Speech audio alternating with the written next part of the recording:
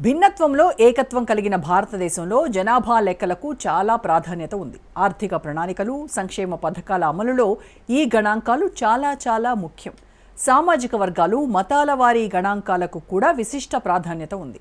అయితే దేశంలో మతపరంగా జనాభాలో చోటు చేసుకుంటున్న మార్పులపై కేంద్ర హోంమంత్రి అమిత్ షా చేసిన వ్యాఖ్యలు ఆసక్తికరంగా మారాయి. ఇంతకీ అమిత్ షా చేసిన వ్యాఖ్యలేంటి? ముస్లిం జనాభా ఇంతలా పెరగడానికి కారణమేంటి? దేశంలో ముస్లిం జనాభా పెరుగుదలకు చొరబాట్లే కారణం.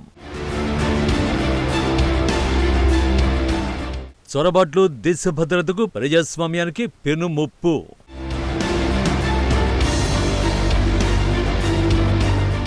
సరిహద్దు భద్రతలో రాష్ట్ర ప్రభుత్వాల సహకారం తప్పనిసరన్న షా.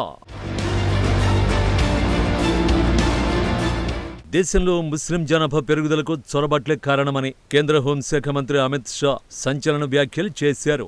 దీన్ని కొన్ని పార్టీలు ఓటు బ్యాంకుగా కూడా వాడుకుంటున్నాయని ఆరోపించారు. అస్సాం, పశ్చిమ బెంగాల్ వంటి రాష్ట్రాల్లో ముస్లిం జనాభా గణనీయంగా పెరిగిందని, ఇది దేశ భద్రతకు, ప్రజాస్వామ్యానికి పెను ప్రమాదమని ఆయన ఆందోళన వ్యక్తం చేశారు. రాష్ట్ర ప్రభుత్వాల సహకారం లేనిదే చొరబాట్లను ఆపడం కష్టమని షా స్పష్టం చేశారు. దేశంలో కొన్ని ప్రాంతాల్లో ముస్లిం జనాభా పెరుగుదలకు చొరబాట్లే ప్రధాన కారణమని కేంద్ర హోంమంత్రి అమిత్ షా సంచలన వ్యాఖ్యలు చేశారు. చొరబాట్లను కొన్ని రాజకీయ పార్టీలు ఓటు బ్యాంకుగా చూస్తున్నాయని ఆరోపించారు.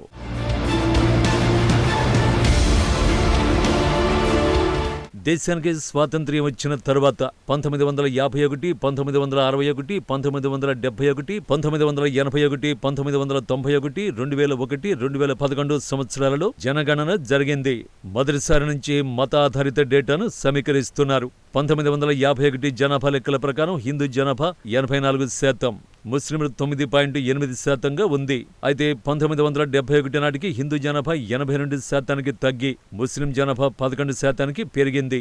ఇక 1991లో హిందూ జనాభా స్వల్పంగా తగ్గి 81% పడిపోగా ముస్లింలు 12.2% చేరారు. చివరిసారిగా చేపట్టిన 2011 జనాభా లెక్కల ప్రకారం హిందూ జనాభా 79% తగ్గింది. ఇదే సమయంలో ముస్లిం జనాభా 14.2% పెరిగినట్టు గణాంకాలు చెబుతున్నాయి. मैं आज आंकड़े बताना चाहता हूं। 51 की जनगणना में हिंदू 84% थे और मुस्लिम समाज की आबादी 9.8% थी। 71 में 82% हुए हिंदू और मुस्लिम समाज की आबादी 11%। 91 में 81% हुए हम और मुस्लिम समाज की आबादी 12.12%। और 11 में 79% हुए और मुस्लिमों की संख्या 14.2% हुई। इसमें ऐसे संशय में मत रहिएगा। భారతదేశంలో అక్రమంగా వలస వచ్చిన వారి సంఖ్య క్రమంగా వేగంగా పెరిగిపోతోందనేది అమిత్ షా వ్యాఖ్యలను బట్టి స్పష్టమైపోతోంది. తద్వారా శరణార్థులను, దేశంలోకి అక్రమంగా ప్రవేశించిన వారిని ఒకే విధంగా పరిగణించలేమని అమిత్ షా స్పష్టమైన సందేశం ఇచ్చారు. అక్రమంగా వలస వచ్చిన వారిని గుర్తించి పంపించి వేస్తామని హెచ్చరించారు. కొన్ని రాజకీయ పార్టీలు చొరబాటుదారులకు ఆశ్రయం కల్పించి వారిని ఓటు బ్యాంకుగా పరిగణిస్తున్నందునే ఈ సమస్య మరింత జటిలమవుతోందని అమిత్ షా ఆరోపించారు. మన దేశంలో గుజరాత్, రాజస్థాన్ కు కూడా సరిహద్దులు ఉన్నాయన్నారు. మరి ఆ ప్రాంతాల నుండి చొరబాట్లు ఎందుకు జరగడం లేదు అని ఆయన ప్రతిపక్షాలను ప్రశ్నించారు. చొరబాట్లు నిలువరించే బాధ్యత కేంద్రంపై, బార్డర్ సెక్యూరిటీ ఫోర్స్ పై ఉందని ప్రతిపక్షాలు వాదిస్తున్నప్పటికీ కేవలం కేంద్రం ఒక్కటే దీనిని ఆపలేదని కేంద్ర హోంమంత్రి అమిత్ షా స్పష్టం చేశారు. अब मैं इसलिए बताता हूं कि ये फर्टिलिटी रेट के कारण नहीं हुआ है, ये घुसपैठ के कारण हुआ है। जब भारत का विभाजन हुआ, धर्म के आधार पर हुआ, हमारी दोनों ओर पाकिस्तान बनाया गया, जो बाद में बांग्लादेश में कन्वर्ट हुआ और पाकिस्तान में कन्वर्ट हुआ। और वो दोनों जगह से घुसपैठ के कारण ये आबादी में इतना बड़ा परिवर्तन आया है। और हमारे पड़ोसी देश, हमारे ही देश का एक हिस्सा जिसमें से पाकिस्तान और बांग्लादेश बना, उसमें स्थिति क्या हुई वो भी देखना चाहिए. చొరబాట్లు, జనాభా సంఖ్యలో మార్పు, ప్రజాస్వామ్యం అనే అంశంపై మాట్లాడుతూ అమిత్ షా ఈ వ్యాఖ్యలు చేశారు. కాగా దేశ భద్రతలో అక్రమ చొరబాట్లు, జనాభా పెరుగుదల, ప్రజాస్వామ్యం ఈ మూడు చాలా ముఖ్యమైన అంశాలు. దేశ సంస్కృతి, భాషలను కూడా ప్రభావితం చేసే అవకాశం ఉంటుంది. అయితే సరిహద్దులో భద్రతా బలగాలు కంటి మీద కునికేయకుండా కాపలా కాస్తున్న ఈ స్థాయిలో చొరబాట్లు పెరుగుతున్నాయనే సందేహాలు అమిత్ షా వ్యాఖ్యలను బట్టి అనిపిస్తోంది.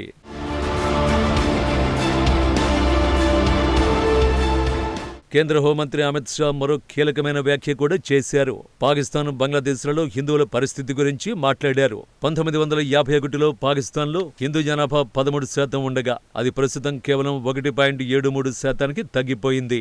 బంగ్లాదేశ్లో 1951లో హిందువులు 22% ఉండగా ఇప్పుడు అది 7.9% తగ్గిపోయింది. ఆఫ్ఘనిస్తాన్లో అప్పట్లో హిందూ, సిక్కులు కలిపి 2.2 లక్షల మంది ఉండేవారు. ఇప్పుడు కేవలం 150 మంది మాత్రమే మిగిలారని అమిత్ వ్యాఖ్యానించారు. భౌగోళిక పరిస్థితుల కారణంగా సరిహద్దులోని కొన్ని ప్రాంతాల్లో కంచె వేయడం సాధ్యం కాదని పేర్కొన్న ఆయన అటువంటి ప్రాంతాల్లో రాష్ట్ర ప్రభుత్వాల సహకారం చాలా అవసరమని అన్నారు. ఒక వ్యక్తి అక్రమంగా దేశంలోకి ప్రవేశించినప్పుడు స్థానిక జిల్లా యంత్రాంగం వారిని గుర్తించడంలో విఫలమైతే చొరబాటును ఎలా ఆపగలమని ఆయన సూటిగా ప్రశ్నించారు. జార్ఖండ్లో ఆదివాసీ సమాజాల జనాభా గణనీయంగా తగ్గిపోవడానికి కూడా బంగ్లాదేశ్ నుంచి జరుగుతున్న చొరబాట్లే కారణమని ఆయన పేర్కొన్నారు. మొత్తానికి దేశ జనాభా నిర్మాణంలో వస్తున్న ఈ మార్పులు జాతీయ భద్రతపై దీర్ఘకాలికంగా చూపే ప్రభావంపై అమిత్ షా తీవ్ర ఆందోళన వ్యక్తం చేశారు.